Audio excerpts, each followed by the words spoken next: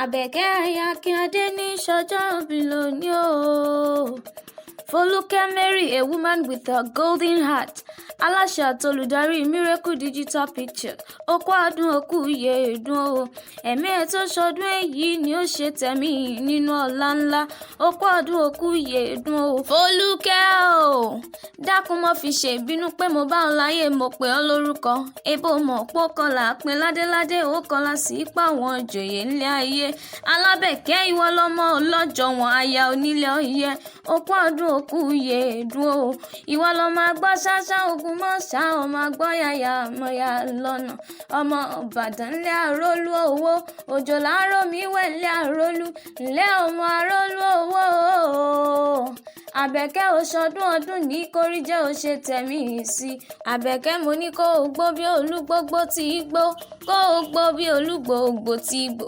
Mo ní kó o gbó kó o tọ́ kó o fọwọ́ páwú kó o fèrègì jobi lọ́lá ọlọ́run ọba. Màmá Máyọ̀kún o, ó kú ọdún òkú iye ìdún o.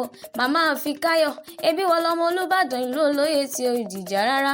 Ìwọ lọmọ agbọ́ sásá ogun mọ́sá ọmọ agbọ́ yàyà mọ́yà lọ́nà.